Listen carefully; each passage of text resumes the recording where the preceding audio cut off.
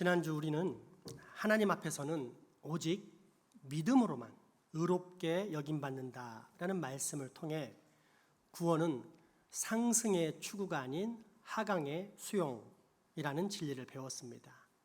세상의 모든 종교가 구원을 얻기 위해 높은 수준의 영적 상태를 획득하려는 노력과 공로주의, 성취의 형태를 띠는 반면 우리 기독교는 생명의 주인이신 하나님께서 다 이루신 것을 그저 받아들이기만 하면 되기에 상승의 추구가 아닌 하강의 수용이 된다는 뜻입니다. 그런데 이처럼 오직 믿음으로만 구원받는다, 의롭게 여김 받는다 라고 하면 그것이 사람을 부주의하고 방종한 삶으로 인도하는 결과를 낳지 않을까 하는 우려가 생길 수 있습니다. 실제로 종교개혁 당시 루터와 그를 따르는 종교개혁자들이 오직 믿음으로만 의롭게 된다는 이신칭의를 강조하자 로마 천주교는 트렌트 공유회를 통해 그런 교리를 믿고 가르치는 자들은 저주를 받을 것이다 라고 선언하게 됐습니다. 그러므로 우리는 왜 기독교가 이신칭의를 강조하는지에 대한 근본적인 이유를 분명히 알아야 합니다. 왜일까요? 첫째, 거룩하신 하나님께서 요구하시는 의의 기준이 지극히 높다는 사실이며, 이에 반해 둘째, 죄악된 우리 인간의 행위는 항상 불완전할 뿐 아니라 심지어 가장 선하다라고 하는 행위조차도 하나님 앞에서는 온갖 코딱지가 묻어있는 역겨운 누더기 옷 같다는 점입니다. 따라서 인간의 행위, 사람의 노력과 공로를 통해서는 절대 하나님의 의에 이를 수 없습니다. 때문에 하나님께서는 한 방법을 마련하시는데 그것은 하나님의 아들이 내려오사 십자가에서 죽으심으로 인간의 모든 죄값을 다 치르시고 또한 이 땅에 사는 동안에 하나님의 모든 의를 완전히 다 성취하심으로써 의롭다 인정받으시고 이후 그 의를 믿는 자들에게 선물로 주신다는 하나님의 약속입니다. 누구든지 이 진리를 믿기만 하면 칭의, 즉 하나님 앞에서 의롭다라고 인정받는 것입니다. 하지만 이토록 쉬운 진리, 너무도 명확하면서도 간단한 사실을 사람들은 잘 받아들이지 않습니다. 왜일까요? 그 영혼이 죽어있기 때문입니다. 살아있는 사람과 죽은 사람은 어떻게 다릅니까? 산 사람은 반응하지만 죽은 사람은 반응이 없습니다. 산 사람은 하나님의 말씀에 반응하고 순종합니다. 늘 말씀 안에서 삼위 하나님을 알아가고 또 날마다 영원한 생명을 누리며 살아갑니다. 하지만 죽은 사람은 반응이 없습니다. 아무리 불러도 대답이 없고 흔들어 깨워도 일어나지 않습니다. 하나님의 말씀, 명확한 성경의 진리가 들려와도 반응하지 못합니다. 마음이 강팍하여 하나님의 말씀을 받지 못하는 것입니다.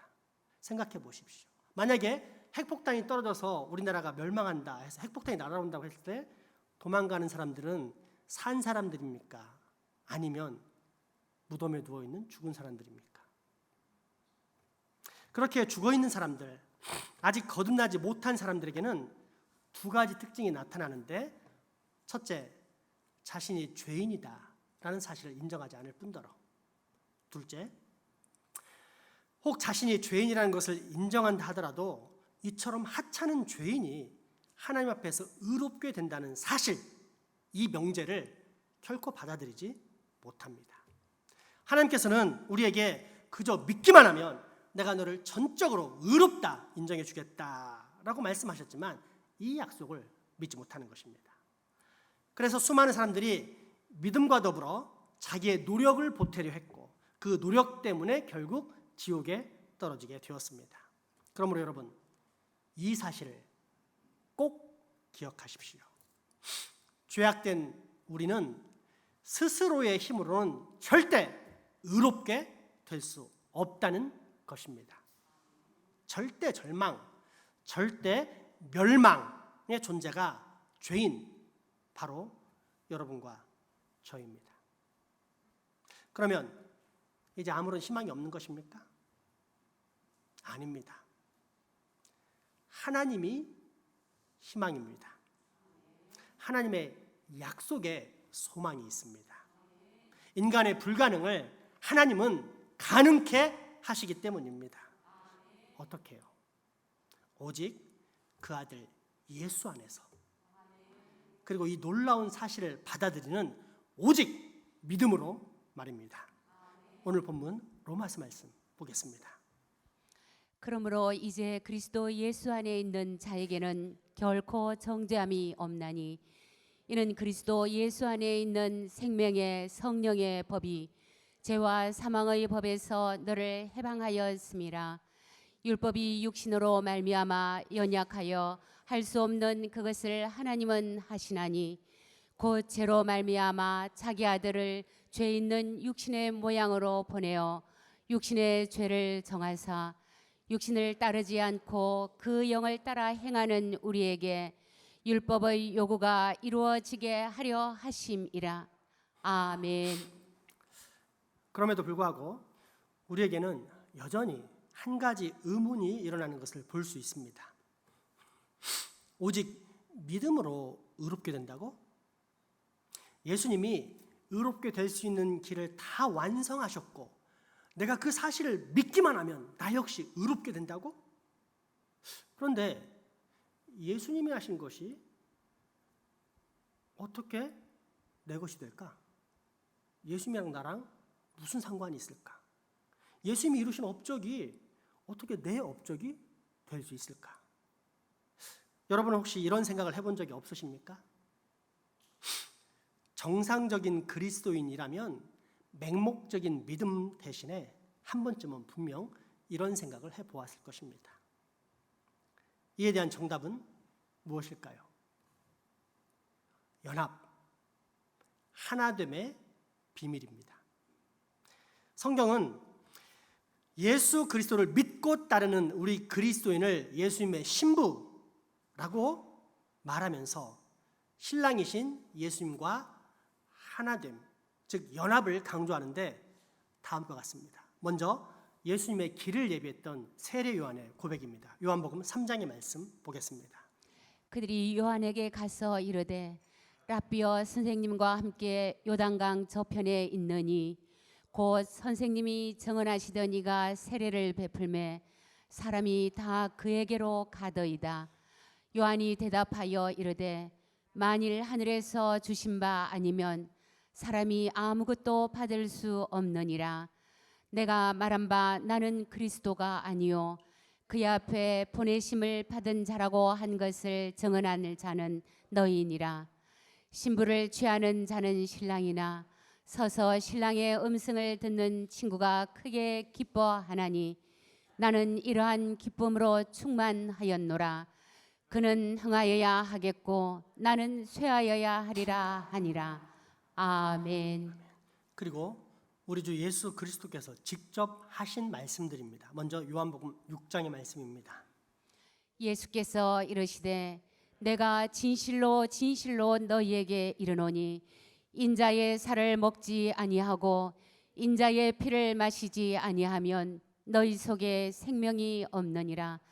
내 살을 먹고 내 피를 마시는 자는 영생을 가졌고 마지막 날에 내가 그를 다시 살리리니 내 살은 참된 양식이요 내 피는 참된 음료로다.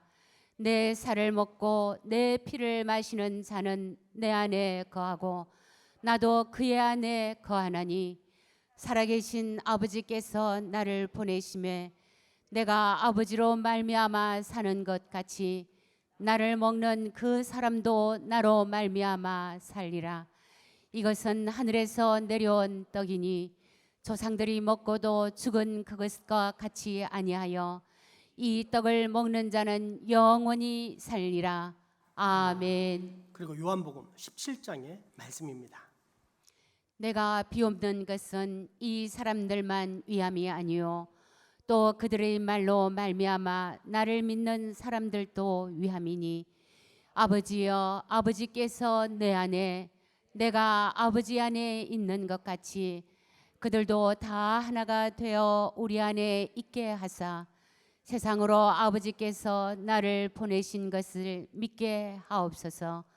내게 주신 영광을 내가 그들에게 주었사오니 이는 우리가 하나가 된 것 같이 그들도 하나가 되게 하려 함이니이다.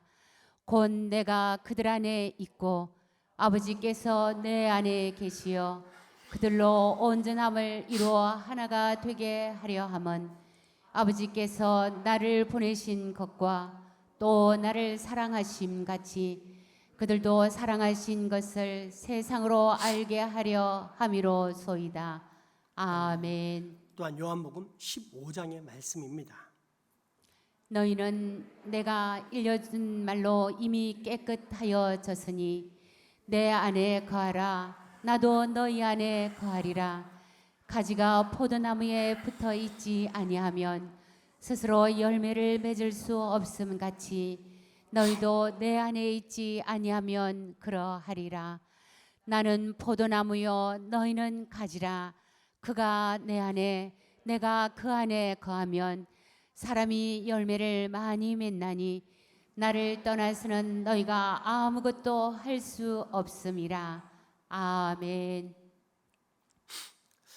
고등학교 1학년 때부터 집안에서 유일하게 하나님을 믿었던 제 아내는 이후로 15년간 홀로 고군분투하면서 신앙생활을 했습니다. 영적으로 외롭고 쓸쓸한 아가씨였습니다.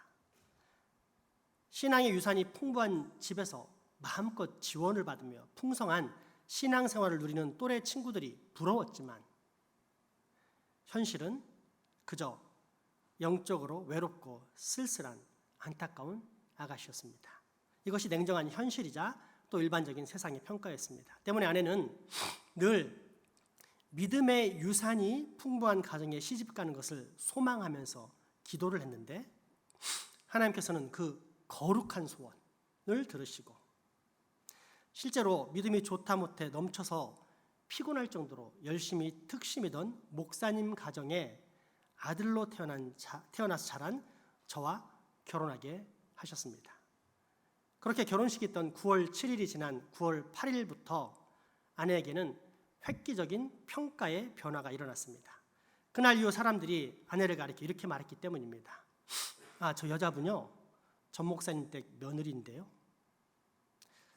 어떻게 이런 변화가 일어났습니까?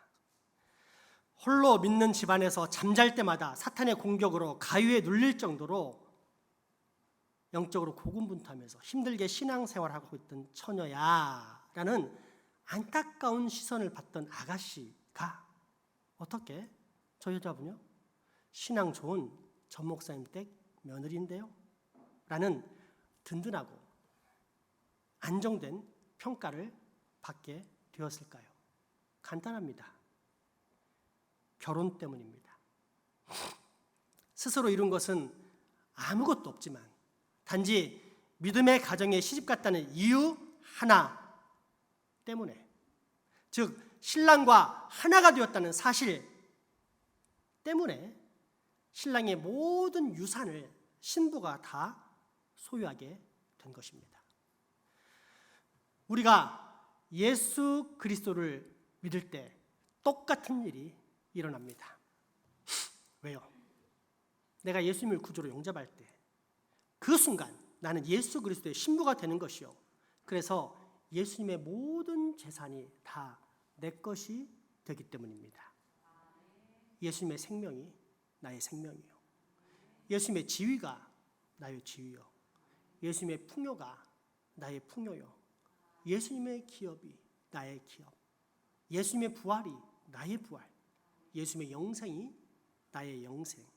그리고 하나님 아버지 앞에서 의롭다 인정받은 예수 그리스도의 의가 또한 분명한 나의 의가 되는 것입니다.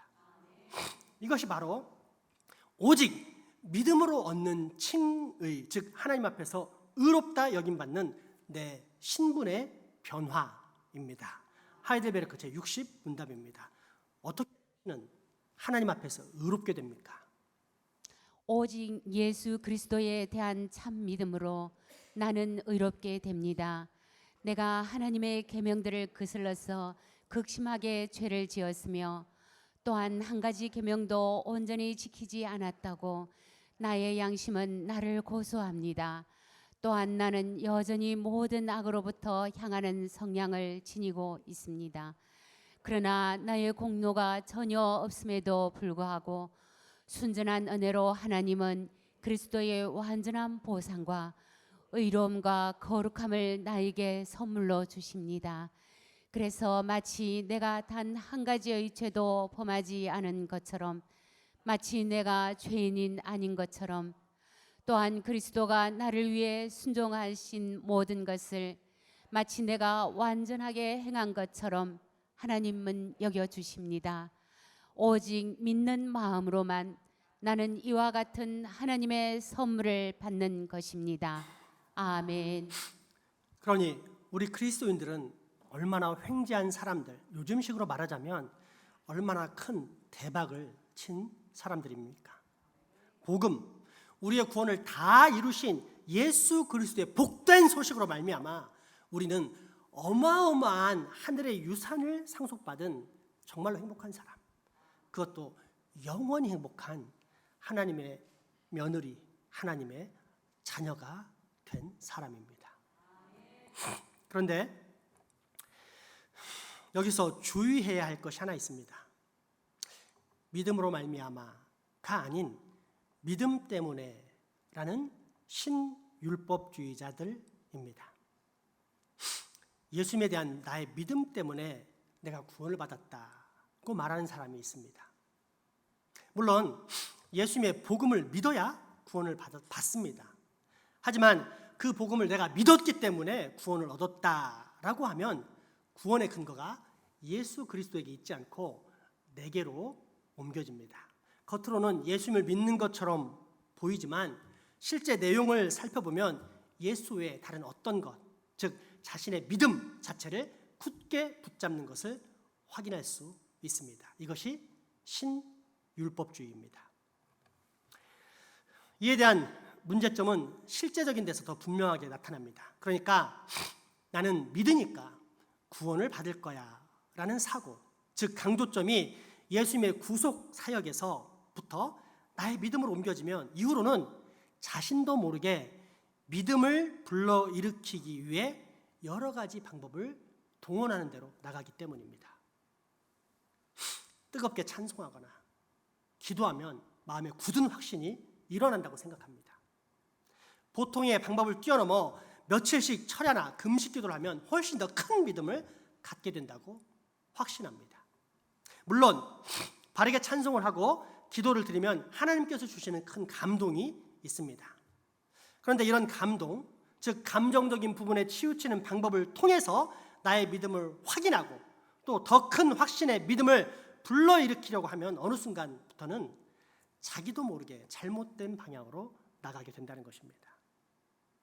하나님의 말씀보다는 믿음의 행위를 강조하고 그런 믿음을 고양시키기 위해 더 큰 열심, 더 큰 노력에 초점을 맞추는 잘못된 생각에 빠져들게 됩니다. 현대적으로 표현하자면 이런 것입니다.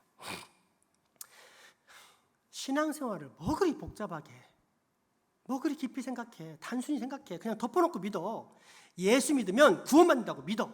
오직 믿음으로 구원받는 거야. 신앙생활에서 가장 중요한 것은 믿음이야. 그러니까 한번 생각하지 말고 열심히 그냥 예수 믿으면 구원받는다고 믿어. 굳게 믿어. 그 믿음이 너를 구원하는 거야. 어디선가 많이 들어본 말 같지 않습니까? 소위 신앙이 좋다던 장로님들, 권사님들, 안수 집사님들에게서 들어본 말 같지 않습니까? 그러나 이것은 그리스도를 믿는 것이 아니라 결국 자기의 종교적인 행위를 의지하는 것입니다. 또 다른 종류의 선행과 공로, 즉 사람의 행위에 근거하여 구원을 이야기하는 것입니다. 교회의 역사를 보면 이런 사람들이 늘 있어 왔고, 그래서 그런 이들을 신율법주의자들이라고 불렀습니다. 율법주의란 예수 그리스도를 믿음으로써가 아닌 사람의 행위로 근거하여 구원을 얻으려는 태도를 말하는데, 신율법주의자들은 바로 믿음을 그 사람의 행위로 보고 그것을 근거로 구원을 얻으려고 하는 태도를 가졌다는 것입니다. 사람이 믿으면 하나님께서 그 믿음을 보시고 구원해 주실 것이다 라고 생각했고, 그래서 그 믿음을 불러일으키는 갖가지 방법들을 고안해내기 시작했습니다. 사람의 감정을 자극하는 찬송가들을 부른다든지, 일어나지 않으면 안 될 것 같은 분위기를 조성한 다음에 결단을 촉구하는 시간을 갖는다든지, 어떤 소모임에 소속되게 해서 서로 간에 강한 결속력을 만들어내고는 특별한 믿음의 공동체 같은 느낌을 갖게 함으로 다른 사람들을 배격하는 우월의식 속에 빠지게 한다든지, 아니면 아까의 예처럼 철야나 금식 같은 특별한 신앙 행위에 초점을 맞추고 이를 지속적으로 강조한다든지 등의 여러 가지 방법을 사용하는 것입니다. 우리나라에서는 소위 부흥회라든지 또는 복음주의적이라고 불리는 선교 단체들에서 그러한 경향들이 많이 일어났었습니다. 이러한 종류의 것들을 다 신율법주의라고 합니다. 그렇다면 이 신율법주의가 간과하고 있는 것은 무엇일까요? 복음의 핵심, 즉 복음의 대상에 관한 사실입니다. 엄밀히 말하자면 내가 믿게 된 것도 하나님의 선물이기에 내 믿음이란 행위는 절대 구원의 근거가 될 수 없습니다. 믿음이란 그저 하나님께서 사람에게 구원을 얻게 하시는 수단에 불과할 뿐이기 때문입니다. 따라서 구원의 유일한 근거는 결코 내 믿음의 행위라는 수단이 될 수 없고, 내 믿음의 유일한 대상이자 목적 그 자체이신 예수 그리스도일 수밖에 없습니다. 아마도 이런 비유가 적절할 것입니다. 굶어 죽어가는 거지가 있습니다. 어느 날 왕이 지나가게 되었고, 이 거지를 본 왕은 측은한 마음에 그가 평생 먹고 살 만한 금화 한 주머니를 떨어뜨리게 됩니다. 이때 거지는 큰 감격과 황공함 속에서 금화를 받아들였고, 이후 다시는 굶지 않는 풍성한 삶을 살게 되었습니다. 그러던 어느 날 거지가 이렇게 말한다고 해봅시다. 그때 내가 손을 내밀었기 때문에 이런 큰 복을 받은 거야. 만약 손을 내밀지 않았다면 지금과 같은 일은 없었을 거야. 그러니까 내가 이런 복을 받게 된 가장 중요한 원인은 내가 손을 내민 그 행위야. 맞습니까? 그렇다면 이보다 미련한 거지는 없습니다. 왜냐하면 그 상황, 즉 굶어 죽어가고 있는 절대절명의 위기 속에서 손을 내밀지 않을 거지는 없기 때문입니다. 그러면 그 상황 속에서 가장 중요한 구원의 초점, 구원의 근거는 무엇입니까?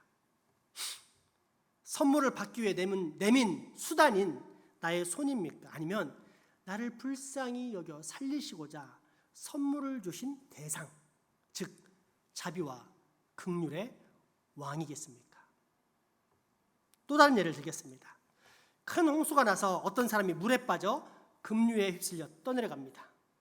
이 모습을 보던 다른 사람이 급하게 고무 튜브를 밧줄에 메어 던졌고, 그 사람은 튜브를 잡고서 겨우 밖으로 나왔습니다. 이제 이 튜브를 가지고 이야기해 봅시다.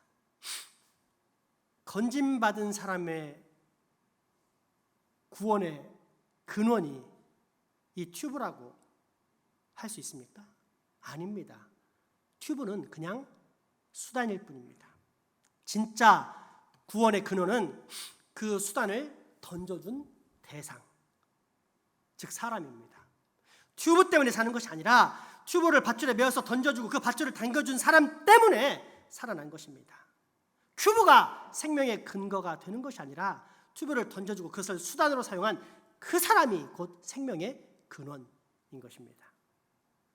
그렇다고 해서 튜브는 수단일 뿐이니까 잡지 않겠다 라고 하면 어떻게 됩니까? 그대로 빠져 죽는 것입니다. 달리 말해 구원의 근원은 튜브를 던져준 사람에게 있지만 물에 빠진 사람은 그 구원의 수단인 튜브를 반드시 붙잡아야 합니다. 이것이 오직 믿음으로 얻는 구원입니다. 그럼에도 불구하고 여전히 구원의 근원은 사람, 대상입니다. 현실적으로 생각할 때 물에 빠져 죽어가는 사람 중에서 밖에서 던진 튜브를 붙잡지 않을 사람이 있습니까? 단 한 사람도 없습니다. 때문에 이를 통해 알 수 있는 사실은 튜브가 우리의 분명한 구원을 이루는 수단이지만 그럼에도 불구하고 근원은 대상, 던져준 사람이라는 것입니다. 나의 구원을 이루는 중요한 수단인 믿음과 그 대상의 관계가 바로 이것입니다. 하나님께서는 우리가 구원을 받을 수 있도록 구원의 유일한 근거이자 대상이신 예수 그리스도를 이 땅에 보내셨고 십자가에 죽게 하셨습니다. 그래서 누구든지 이 하나님의 아들 예수 그리스도를 믿기만 하면 구원을 받게 하셨습니다. 그런데 이때 더 중요한 것이 무엇입니까? 예수 그리스도를 믿는 우리의 믿음입니까? 아니면 온 세상에 객관적으로 명명백백하게 펼쳐진 복음의 대상, 즉 하나님의 선물이신 예수 그리스도입니까?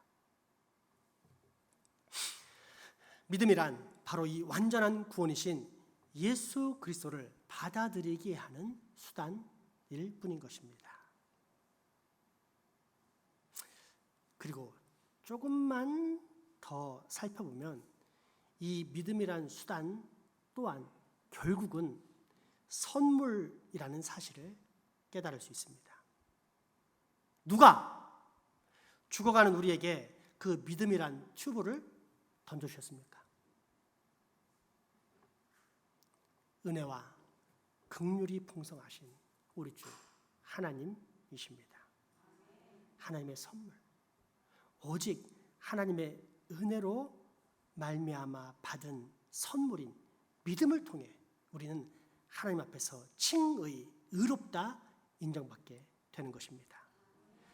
그렇기에 우리의 구원은 오직 은혜, 무한하신 하나님의 사랑과 은혜 밖에 없고, 성경 속에서 이 놀라운 구원의 사실을 정확히 깨달은 종교개혁자들은 우리 인생의 목적을 오직 하나님께만 영광이라고 올바로 선포할 수 있었던 것입니다. 이러한 종교개혁자들의 전통을 이어받아 세운 우리 교회에 나아갈 방향을 이 시간 다시 한번 살펴보겠습니다. 은혜와 진리로 참 행복한 교회, 오직 성경, 오직 예수 그리스도, 오직 믿음, 오직 은혜, 오직 하나님께 영광. 아멘. 그리고 바로 이 사실, 오직 은혜에 기초한 믿음을 정확히 선포하고 있는 것이 하이델베르크 제61문답입니다. 왜 당신은 오직 믿음으로 의롭게 된다고 말합니까?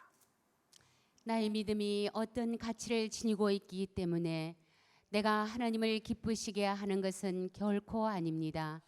반면에 오직 그리스도의 보상과 의로움과 거룩함이 하나님 앞에서 나의 의로움이 됩니다. 그리고 다른 방법은 전혀 없고 오직 믿음으로 나는 그 의로움을 받아들이고 또한 그 의로움을 나의 것으로 삼을 수 있습니다. 아멘. 여러분, 우리는 우리의 구원을 위해 아무것도 한 것이 없다는 사실을 알아야 합니다. 빨리 인정해야 합니다. 우리에게는 우리의 구원을 위한 어떠한 공로도 없다는 것을 빨리 알아야 하고 빨리 인정해야 합니다. 우리는 오직 예수 그리스도의 공로에 의해서 하나님 앞에서 의롭다 여김받고 그렇게 구원을 얻게 되는 것입니다. 그렇기에 영국의 목회자이자 찬송가 작시자인 탑 레이디는 오래전에 다음과 같은 찬송시를 지었습니다. 함께 보겠습니다. 내 손안에는 주님에게 드릴 것이 아무것도 없습니다. 그래서 나는 오직 주님의 십자가만을 굳게 붙들고 있습니다. 나는 벌거벗었습니다. 그래서 주님이 주시는 눈부신 옷을 입으려고 나는 주님 앞으로 나아갑니다. 아무도 나를 도와줄 수 없습니다. 그래서 나는 주님의 은혜를 의지합니다. 온갖 더러운 때가 묻은 몸으로 나는 생명수가 흘러넘치는 주님의 강으로 달려갑니다. 오 구세주여, 나를 깨끗이 씻어 주소서. 그렇지 않으면 나는 영원히 죽을 수밖에 없습니다. 아멘. 이 시가 번역되어 실린 것이 바로 찬송가 494장 만세 반석 열리니라는 찬송입니다. 이 시간 우리 다 함께 이 찬송을 통해 오직 예수 그리스도의 보혈의 공로만 의지하고자 하는 결단, 또한 평생토록 오직 하나님의 은혜만 묵상하고 찬양하면서 오직 하나님께만 영광 올려드리는 인생 되겠다고 다짐하는 결단의 시간을 갖겠습니다.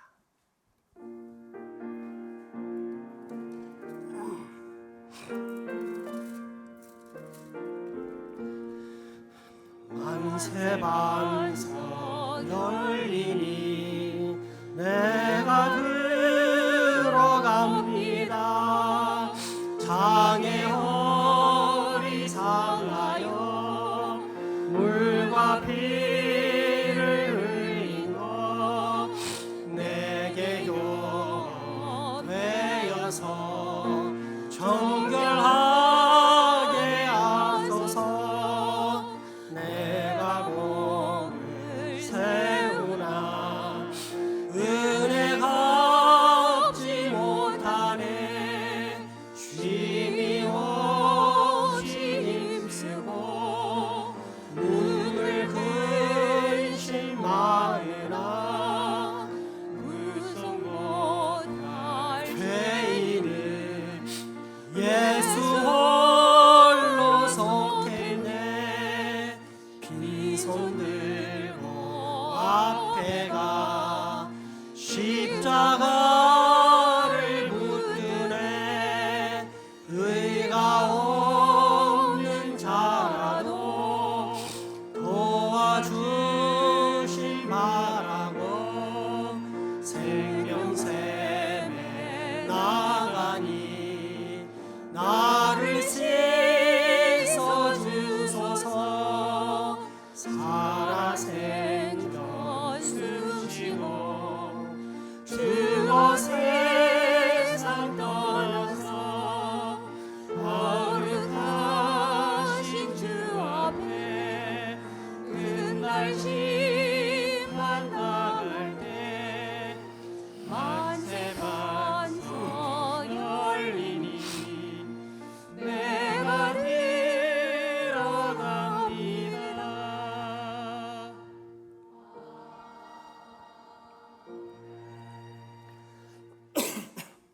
여러분, 제가 이 찬양을 준비하면서 첫째는 내용에 감동했지만 두 번째는 되게 소스라치게 놀라는 그런 가사를 발견했습니다.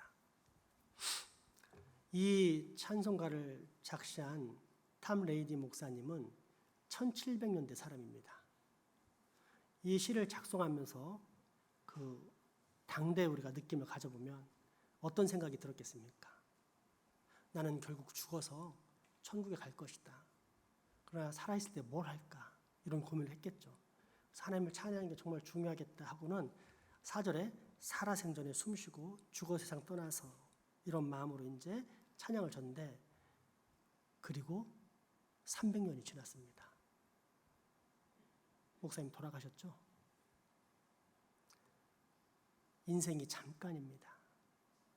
여러분, 여러분 살아있는 것 같죠? 100년 뒤에 여기 남아있을 사람이 단 한 사람도 없습니다.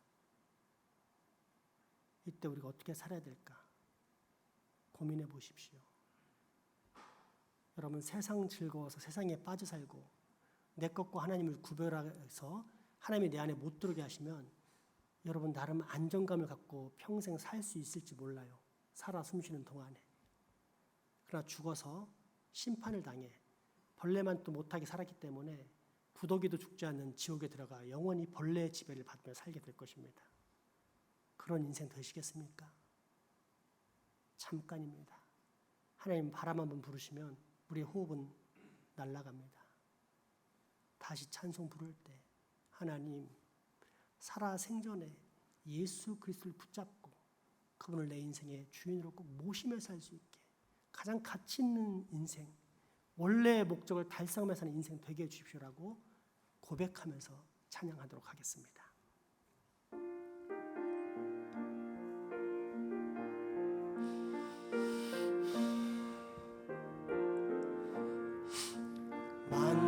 만세만서 열리니 내가 들어갑니다.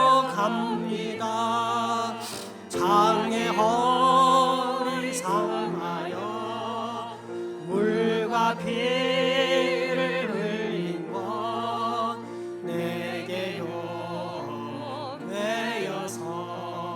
정결하게 하소서. 내가 복을 세우나 은혜 얻지 못하네. 심히 없이 힘쓰고 눈물 의심하느라 구속 못할 죄인은 예수 홀로 속하네. 앞에가 십자가를 붙드네. 의가 없는 자라도 도와주심 바라고 생명샘에 나가니 나를 씻어 주소서.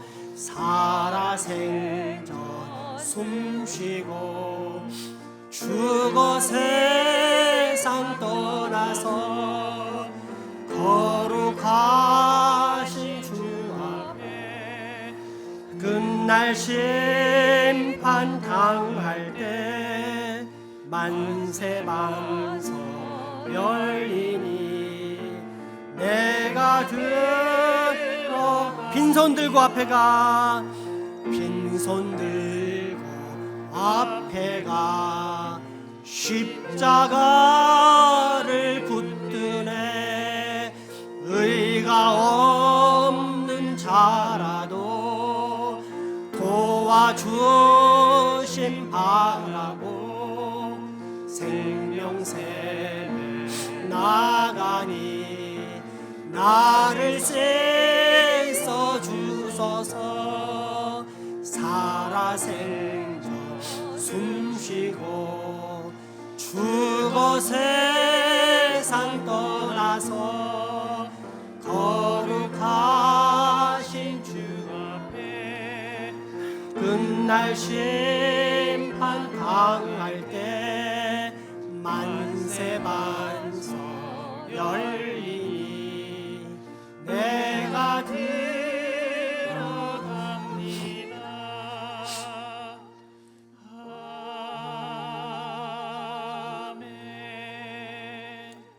이제 마지막으로 다시 한번 기억하기 원합니다. 예수님을 알지만 믿지 못했던 사람들은 전부 지옥 불구덩이로 심판 때 들어가게 되어 있습니다. 하지만 예수님을 알고 믿고 또 내 인생의 주인으로 모셨던 사람들은 나는 죄인이지만 예수 그리스도를 붙잡았기 때문에 심판 때 만서반석 되신 예수님 붙잡고 천국에 가게 됩니다. 여러분, 예수님을 구주로 믿으십시오. 돌이키십시오. 살아나십시오. 그게 여러분 여기에 있는 이유입니다. 살아생전 숨쉬고 죽어 세상 떠나서 거룩하신 주 앞에 끝날 여러분의 의입니까? 아닙니다.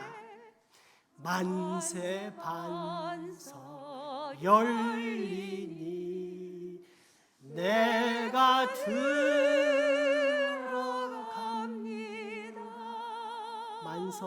만세 반석 되신 예수님의 의를 붙잡고 나는 들어갈 수 있습니다. 기도합시다. 은혜와 긍휼이 풍성하신 나의 주 나의 하나님, 오늘 우리에게 바른 믿음, 곧 오직 은혜에 기초한 믿음을 가르쳐 주시니 감사합니다. 우리로 이전에 품었던 모든 잘못된 믿음, 언행, 심사는 다 저 멀리 내 던져버리게 하시고 오직 성경에 기초한 오직 예수 그리스도, 오직 믿음, 오직 은혜만을 붙잡고 오직 하나님께만 영광 돌리는 거룩한 인생, 정말로 행복한 인생이 꼭 되게 하여 주옵소서.